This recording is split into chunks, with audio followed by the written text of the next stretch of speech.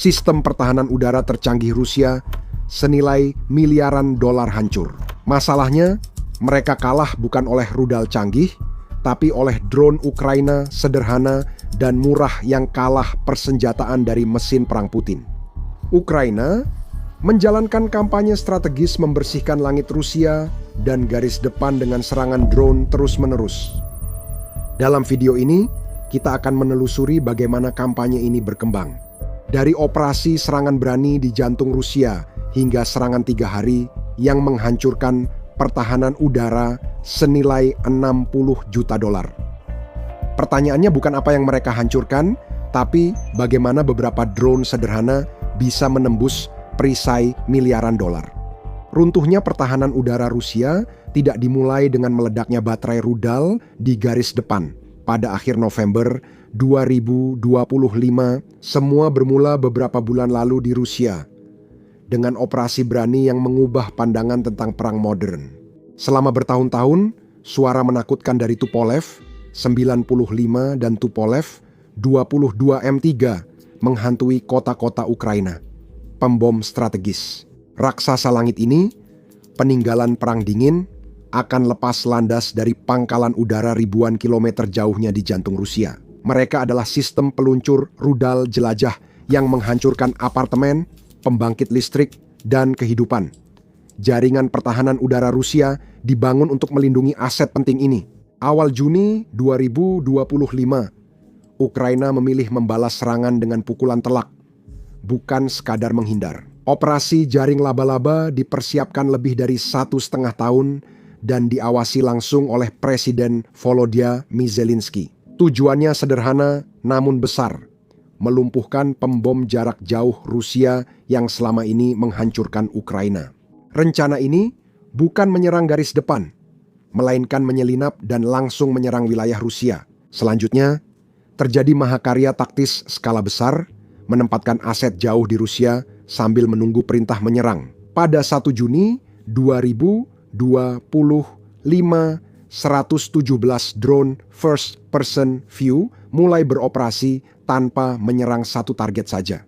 Mereka justru menyerang 5 pangkalan udara utama di 5 zona waktu Rusia secara bersamaan. Serangan kawanan terkoordinasi diluncurkan dari lingkaran Arktik dekat Murmansk hingga Amur dengan target utama pangkalan udara Belaya di Siberia. Pangkalan itu berjarak 4.300 km dari Ukraina, bahkan lebih dekat ke Jepang. Militer Rusia mengandalkan jarak ini sebagai perlindungan utama mereka. Tak ada yang bisa menjangkau mereka di sana, atau begitulah pikir mereka, hingga operasi jaring laba-laba membuktikan sebaliknya.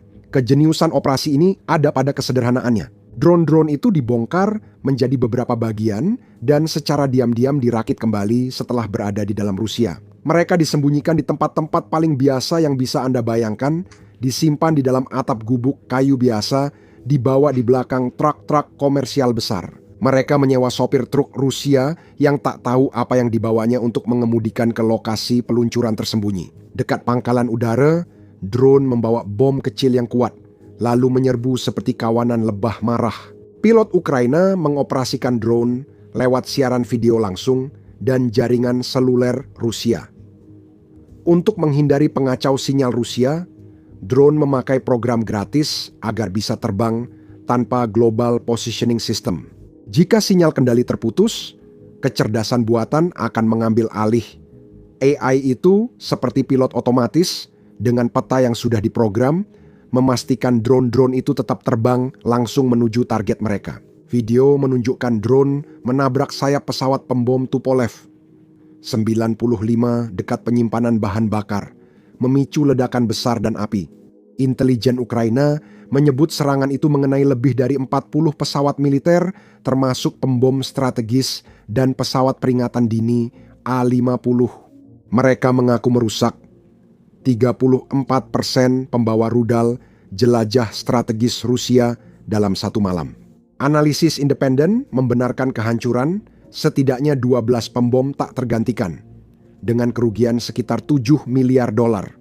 Inti operasi jaring laba-laba adalah membuktikan aset strategis terbesar Rusia, yaitu ukurannya tak lagi jadi perisai. Beberapa drone murah mampu menembus pertahanan berlapis dan menyerang langsung ke pusatnya. Operasi ini adalah gempa psikologis. Beberapa media Rusia menyebutnya Pearl Harbor Rusia. Jaring laba-laba jadi presiden. Ini menunjukkan perisai itu bukan hanya bisa ditembus, tapi sudah hancur dari dalam. Bagi perencana perang Ukraina, ini baru langkah awal. Jaring laba-laba akan segera menyerang senjatanya. Langkah logis selanjutnya adalah menghancurkan perisai pelindung. 5 bulan setelah serangan drone kecil di Siberia, Ukraina memanfaatkan pelajaran itu dengan presisi tinggi. Tujuan mereka juga berubah. Sekarang mereka harus menghancurkan perisai pertahanan udara yang melindungi pangkalan utama Rusia. Target baru mereka adalah para penjaga perisai itu. Pada 14 November, target utamanya adalah baterai inti rudal S-400 Triumph pertahanan udara Rusia. Sistem ini menjaga pangkalan angkatan laut dan pelabuhan utama di Novorossiysk, Laut Hitam. Serangan besar ini sudah direncanakan. Novorossiysk bukan hanya pelabuhan. Ini pusat vital militer dan ekonomi Rusia, jalur utama ekspor minyak. Perlindungannya sangat penting.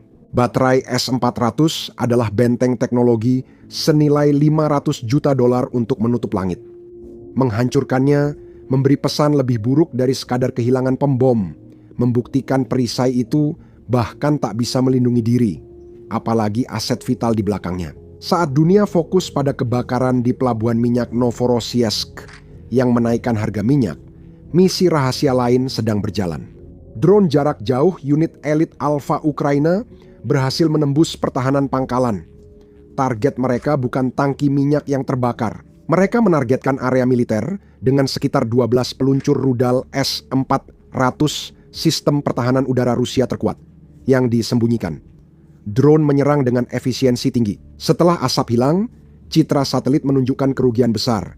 4 peluncur rudal S-400 Triumph hancur. Namun, kejeniusan serangan itu ada pada sasarannya. Drone juga menghancurkan radar peringatan dini. 96 N-6 Cheeseboard dan radar penjejak target 92 N-6 Gravestone yang menjadi mata dan otak sistem tersebut. Banyak orang mengira pertahanan udara modern hanya rudal dalam tabung, padahal sebenarnya itu jaringan terintegrasi. Berikut cara kerjanya. Radar Cheeseboard memantau cakrawala mencari ancaman, sedangkan radar Gravestone mengunci dan membimbing rudal ke target. Menghancurkan komponen ini tak hanya mengurangi rudal, tapi juga melumpuhkan dan membutakan seluruh baterai, membuat peluncur yang tersisa jadi tidak berguna. Intelijen Ukraina memperkirakan kemungkinan kerusakan tambahan. Dinas Keamanan Ukraina menggambarkannya dengan tepat. Setiap sistem yang dihancurkan menciptakan celah dalam pertahanan mereka yang pasti akan dimanfaatkan oleh drone dan rudal Ukraina. Kegagalan besar ini menunjukkan kelemahan utama S-400 yang berhasil dimanfaatkan Ukraina. S-400 Triumph adalah hasil rekayasa era Perang Dingin untuk perang berbeda. Sistem ini dirancang untuk mendeteksi, melacak, dan menghancurkan ancaman di ketinggian dan kecepatan tinggi seperti jet tempur, pembom, dan rudal balistik.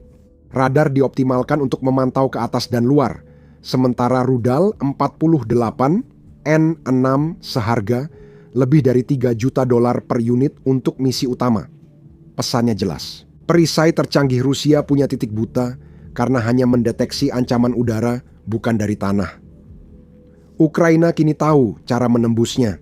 Operasi Spiderweb mempertanyakan kemungkinan menjangkau wilayah inti yang dianggap aman, dan Novorossiysk membuktikan hal itu. Lapisan pelindung Rusia ternyata bisa dihancurkan. Jawabannya sangat tegas. Ya, serangan ini membuktikan sistem pertahanan termahal Rusia dapat dihancurkan oleh gelombang drone murah dan cerdas. Serangan ini tak hanya menghancurkan satu baterai rudal seharga $500 miliar, tapi juga menunjukkan taktik perang baru dan memicu runtuhnya pertahanan udara Rusia selanjutnya. Jika serangan pertama di Novorossiysk seperti sayatan pada bagian vital, maka selanjutnya seperti membongkar mesin satu persatu. Beberapa hari setelah kemenangan besar, komandan Ukraina melancarkan serangan selama 72 jam. Ini membuktikan kemenangan pertama bukan hanya keberuntungan, tapi menandakan masalah serius Rusia mempertahankan langit dari serangan baru. Akhir November, Tim pilot drone dan tentara Ukraina menghancurkan 3 sistem pertahanan udara utama Rusia. 2 pertama berbeda, sistem rudal BUK dan TORM-2 yang sebenarnya dibuat untuk menghancurkan drone, justru kalah dari 2 drone dalam pertempuran ini. Total kerugian bagi Rusia diperkirakan sekitar $60 juta lenyap hanya dalam 3 hari. Setiap kerugian merupakan pukulan strategis. Mari kita uraikan dan lihat alasannya. Itu dia. Sistem BUK adalah tulang punggung pertahanan jarak menengah Rusia. Penghancurannya menciptakan celah perlindungan di atas pos komando dan pusat logistik. Kegagalan paling mencolok adalah hancurnya TORM-2, sistem pertahanan udara jarak pendek Rusia yang dirancang untuk menghancurkan drone rendah.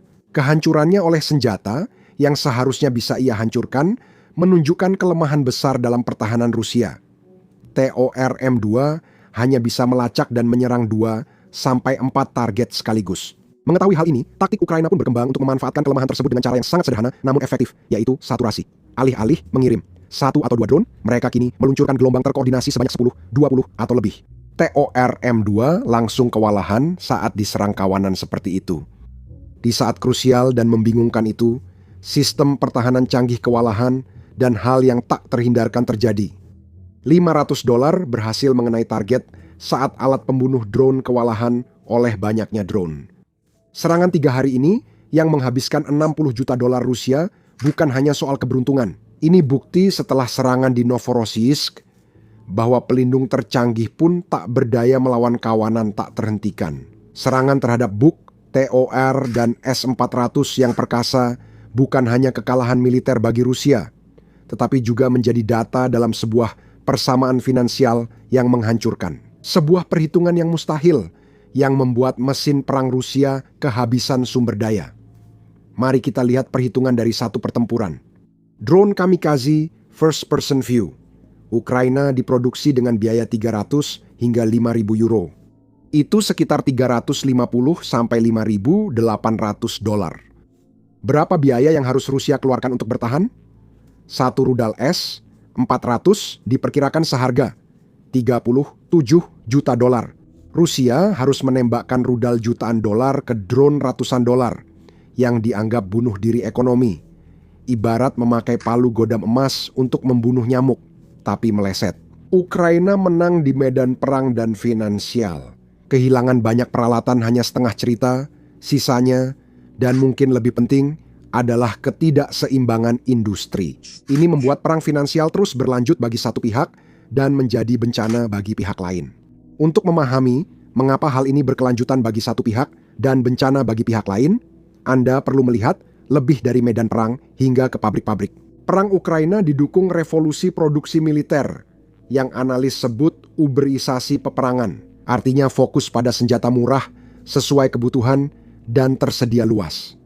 Bukan perusahaan negara besar yang mengembangkan senjata selama bertahun-tahun, melainkan ekosistem terdesentralisasi berisi 300 lebih startup relawan dan bengkel kecil. Mereka berprinsip mengidentifikasi masalah di medan perang, memakai suku cadang komersial, dan menghadirkan solusi dalam hitungan hari atau minggu, bukan tahun. Di Ukraina, drone diperlakukan seperti amunisi, sekali pakai, dapat dikorbankan dan diproduksi dalam jumlah besar. Hasilnya adalah output industri yang tidak pernah bisa ditandingi oleh Rusia. Produksi drone Ukraina jadi misi nasional, didorong cepat oleh kemitraan dan perjanjian produksi bersama seperti dengan Belanda. Proyeksi 2025 menunjukkan Ukraina dapat memproduksi 45 juta drone per tahun dan mengirim ratusan ribu tiap bulan ke garis depan. Industri Rusia mencerminkan kemunduran. Industri pertahanan Rusia selama beberapa dekade mengandalkan penjualan senjata mahal seperti S-400 ke luar negeri untuk mensubsidi penjualan murah ke militer domestik. Perang Ukraina menghancurkan model ini. Sanksi internasional memutus akses ke microchip, alat presisi, dan material penting untuk membuat senjata modern. Beberapa komponen kini harganya 10 hingga 100 kali lipat lebih mahal. Pekerja terampil sudah dipindahkan dari pabrik ke garis depan. Industri ini kini berjalan dengan kendali manual menurut dokumen internal. Artinya, Rusia kesulitan memenuhi pesanan negara dengan harga tetap yang sudah usang. Sementara biayanya naik, perusahaan besar seperti produsen drone Kronstadt terjerat utang dan tuntutan hukum. Yang paling penting, bisnis Rusia yang sangat menguntungkan dalam menjual senjata ke negara lain telah runtuh. Bisnis ini dulunya menjadi sumber uang yang menjaga seluruh industri militer mereka tetap hidup. Rusia dulunya adalah salah satu penjual senjata terbesar di dunia, tetapi penjualannya ke pembeli asing sekarang benar-benar anjlok. Sekarang, Prancis telah mengambil alih posisi Rusia sebagai penjual senjata terbesar kedua. Pelanggan besar di Asia dan Afrika mulai membeli dari negara lain. Mereka tidak ingin membeli sistem militer Rusia yang terlihat lemah atau mudah dihancurkan di medan perang. Apalagi karena sanksi membuat senjata-senjata itu hampir mustahil untuk diperbaiki atau tetap berfungsi. Kehilangan semua uang ini membuat Rusia tak mampu lagi membiayai senjata untuk militernya. Sisi keuangan perang ini menunjukkan dua kisah berbeda. Industri pertahanan Ukraina berkembang pesat dengan pendapatan penjualan senjata naik 41% pada 2024. Pertumbuhan ini didorong rakyat yang menciptakan senjata canggih seperti drone. Sementara itu, perusahaan senjata utama Rusia, Rostec, sedang kesulitan. Mereka memang mendapat lebih banyak uang, tapi itu karena militer mereka sendiri membeli produk mereka. Mereka terputus dari pasokan global dan tidak bisa mendapat chip komputer serta suku cadang teknologi tinggi. Selain itu, pendapatan dari penjualan sistem rudal besar ke negara lain kini sudah hilang. Ukraina tidak hanya menang, tapi juga menghancurkan mesin uang yang membuat Rusia bisa membangun senjata mahal. Perisainya bukan hanya retak, pabrik yang membuatnya juga sedang ditutup. Oke, sekarang kembali ke masalah sebenarnya. Aksi 3 hari senilai 60 juta dolar ini bukan sekadar keberuntungan, tapi tanda seru pada sebuah kalimat. Ditulis di Novorossiysk. Itu membuktikan pelindung khusus tetap tak berguna melawan serangan kawanan yang cerdas dan terus-menerus. Pola ini sudah jelas, tapi tetap menimbulkan pertanyaan lain. Baterai miliaran dolar hancur dan perisai 60 juta dolar dibongkar hanya dalam beberapa hari. Seberapa baik? Jawabannya sederhana, sebuah rumus dua bagian yang telah dikuasai Ukraina. Titik buta terjadi karena radar darat terbatas secara fisik dan tidak bisa mendeteksi melewati lengkungan bumi. Sistem seperti S-400 dibuat untuk mendeteksi jet di ketinggian. Drone kecil terbang rendah di atas pepohonan tanpa terlihat, seperti elang mencari burung tapi tak melihat tikus di rumput. Inilah prinsip fisika yang kita lihat dimanfaatkan di Novorossiysk, kedua kawanan. Mengetahui hal ini, Ukraina menggunakan jumlah yang sangat banyak. Jika satu drone seharga $500 sulit dideteksi, bagaimana dengan 20? Sesuai TORM-2, sistem ini dirancang khusus menghancurkan drone dan hanya mampu menghadapi beberapa drone sekaligus. Lebih dari 10 drone akan membuatnya kewalahan. Drone bukan hanya senjata, tapi juga tirai bergerak yang menyembunyikan serangan besar. Mereka membanjiri pertahanan agar misil Ukraina bisa menembus celah. Rumus ini berhasil, tapi menimbulkan tantangan besar. Dibutuhkan ribuan drone dan pilot elit tiap bulan, memunculkan pertanyaan utama. Dari mana semua itu berasal? Rusia mengandalkan industri negara yang besar dan lamban, sedangkan Ukraina didukung oleh lebih dari 300 startup dan bengkel yang tumbuh pesat sejak 2022. Ekosistem ini dikoordinasi Brave One Defense Tech Cluster yang didukung pemerintah, berperan sebagai penghubung dan akselerator antara penemu, insinyur, dan tentara. Tentara di garis depan bisa mengidentifikasi masalah seperti gangguan sinyal oleh Rusia. Lewat Brave One, tim teknologi di Kiev atau Lviv bisa mengembangkan, membuat prototipe, dan menerjunkan alat penangkal dalam beberapa minggu. Drone dianggap amunisi pintar untuk satu tujuan: menghancurkan. Dengan umpan balik medan perang mempercepat peningkatan. Namun, bahkan drone tercanggih di dunia pun tidak berguna tanpa orang yang tepat untuk mengoperasikannya. Maria Berlinska, pakar Ukraina, menyatakan sekitar 90% keberhasilan drone ditentukan oleh kualitas pelatihan tim, bukan teknologi drone itu sendiri. Seorang pilot first person view yang terampil membutuhkan waktu sekitar 3 bulan yang berat. Operator-operator ini bukan hanya orang yang bermain video game, mereka juga sebagian insinyur, sebagian ahli strategi, dan sebagian psikolog.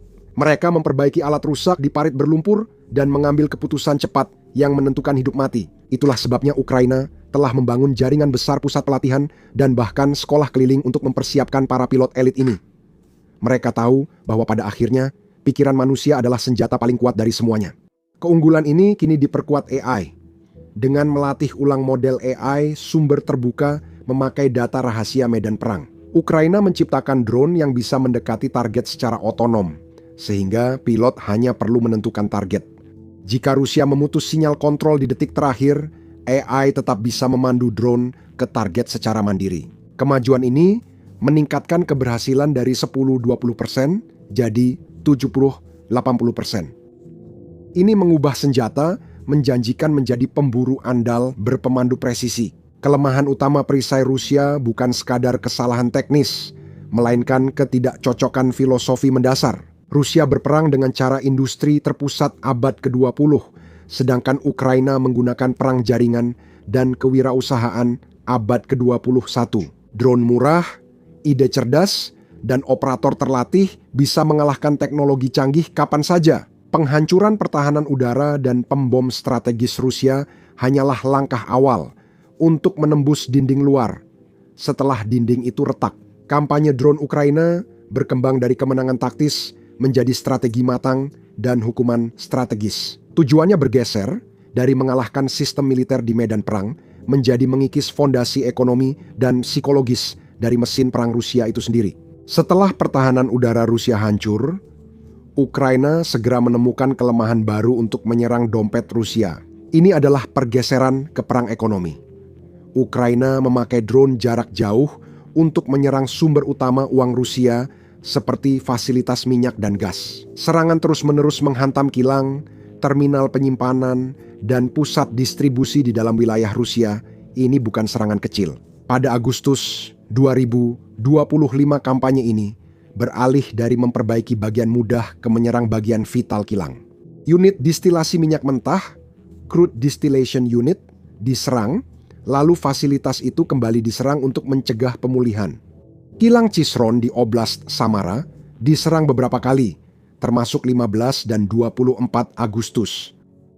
Kilang Ryazan diserang berulang kali pada Agustus dan September, menyebabkan penutupan lama. Serangan-serangan ini menyebabkan kerusakan besar dan sengaja ditujukan untuk melemahkan produksi bensin dan diesel Rusia. Sebagai contoh, kilang besar Lukoil Volgograd diserang pada November, merusak mesin utama dan membakar sebagian kompleks. Seperti terlihat di video, saya tidak peduli. Saya benar-benar tidak peduli, yang asli. Apa sih ini? Menurutku yang satu dan aku sama-sama mulai dengan minyak. Serangan ini menghentikan pabrik sementara dan menurunkan kemampuan produksinya. Bahkan pelabuhan laut utama tidak aman. Drone laut menyerang struktur minyak utama dekat Novorossiysk, mengganggu pengiriman dan menunjukkan ketergantungan Kazakhstan pada pelabuhan tersebut. Tekanan terus-menerus ini membuat para ahli memperkirakan bahwa serangan-serangan ini telah menghancurkan sekitar 20% dari total produksi bahan bakar Rusia. Hasilnya cepat dan parah. Orang-orang di wilayah Rusia mulai mengalami kelangkaan bahan bakar yang menyebabkan harga bensin di stasiun pengisian bahan bakar umum melonjak tajam. Untuk mengatasinya, pemerintah terpaksa menghentikan ekspor bahan bakar sementara waktu. Mereka kehilangan pemasukan dari luar negeri demi menjaga stabilitas dalam negeri secara panik. Keberhasilan ini menunjukkan bahwa satu drone yang merusak katup kilang bisa berdampak strategis lebih besar daripada menghancurkan banyak tank di garis depan. Ini membuktikan bahwa di era modern, garis belakang tak lagi aman karena medan perang meluas ke seluruh infrastruktur penting. Ketahanan ekonomi kini menjadi bagian langsung pertahanan nasional suatu negara. Ukraina membuktikan kekuatan kecil bisa mengancam ekonomi musuh yang lebih besar dengan teknologi asimetris. Tindakan mereka mengubah konflik militer lokal menjadi krisis ekonomi nasional. Bagi Rusia, konflik Ukraina kini jauh lebih besar dari sekadar pertahanan nasional. Ukraina sekarang menjadi laboratorium paling intens di dunia untuk desain dan penggunaan drone. Setiap hari, sekitar 10.000 drone digunakan di garis depan. Ukraina telah mengumpulkan sekitar 2 juta jam rekaman medan perang, menghasilkan kumpulan data tempur luar biasa. Data ini melatih AI, menyempurnakan taktik, dan mempercepat inovasi lebih cepat dari yang bisa dicapai negara, pemberontak, atau militer di masa damai. Konflik ini menunjukkan bagaimana kecerdikan dan produksi terdesentralisasi bisa menantang kekuatan industri mentah. Namun, dampak yang paling menghancurkan adalah pada citra, atau seperti yang sering dikatakan oleh orang-orang berdasi, optik. Selain kerusakan fisik pada pengebom dan baterai S-400 bernilai miliaran dolar, kemenangan terbesarnya adalah runtuhnya mitos. Selama bertahun-tahun, sistem rudal S-400 dianggap bukti militer Rusia tak terkalahkan. Namun saat drone murah terus menghancurkan mereka, itu tak hanya sekadar membobol pertahanan Rusia. Hal ini telah menghancurkan seluruh gagasan tentang kekuatan Rusia. Ini membuat semua orang, bahkan para tentara, merasa mereka selalu terbuka dan tidak ada yang benar-benar aman. Hal ini membuat orang meragukan para pemimpin militer mereka dan menurunkan kepercayaan diri pasukan yang merasa tidak terlindungi. Ini menyampaikan pesan yang jelas kepada dunia. Teknologi yang luar biasa, jika tidak terus berubah, bisa dengan cepat menjadi barang rongsokan. Kisah Ukraina membuktikan bahwa keseimbangan kekuatan dalam konflik modern tidak lagi semata-mata ditentukan oleh siapa yang memiliki senjata terbesar. Ditentukan oleh siapa yang paling inovatif, cerdas memproduksi, dan gigih beradaptasi. Aturan perang tidak hanya diubah, tapi juga dicetak 3D dan dikirim ke masa depan. Pelajaran utama dari konflik ini sudah jelas. Di era drone baru, kemampuan membuat perlengkapan murah dan cepat beradaptasi lebih penting daripada punya sistem terbesar. Sekelompok besar orang pintar yang bekerja sama dan terus-menerus menciptakan hal-hal baru hampir selalu akan lebih cepat dan lebih cerdas daripada pemerintah atau perusahaan besar yang lamban dan kuno. Salah satu tantangan membuat video seperti ini adalah menampilkan banyak serangan drone, meski tanpa korban manusia atau tentara Rusia. YouTube sering mendemonetisasi atau membatasi video kami. Dalam seminggu terakhir, 4 video kami didemonetisasi menurut YouTube. Rekaman serangan drone atau garis depan tidak ramah pengiklan sehingga videonya dibatasi. Namun inilah kenyataan dari peperangan modern, dan inilah perang yang sedang dihadapi serta coba untuk dihadapi oleh orang-orang Ukraina. Jadi kami percaya penting untuk meliput semua ini, dan itulah mengapa kami meluncurkan platform kami sendiri, Basics Insider. Kami membangunnya dari awal, jadi kami tidak memiliki batasan apapun. Kami tidak mengaburkan serangan drone, rekaman garis depan, atau pangkalan udara Rusia yang hancur, serta tidak menayangkan iklan di situs itu. Kami tidak perlu menyensor diri hanya karena pengiklan tidak suka dengan liputan kami. Situs ini didanai oleh dukungan Anda, bukan iklan. Jadi jika Anda adalah seseorang yang tertarik dengan liputan seperti ini, dia ingin menonton video tanpa sensor dan konten bonus yang tidak ada di YouTube, bergabunglah di basicsinsider.com. Anda juga bisa klik tautan di deskripsi atau pindai kode QR di layar Anda. Dengan bergabung, Anda bisa menonton semua konten yang sudah kami unggah dan semua video yang akan kami unggah di masa depan. Selain itu, Anda juga akan mendukung liputan kami dan mendukung channel kami. Jadi terima kasih banyak. Nama saya Sam dan sampai jumpa di video berikutnya.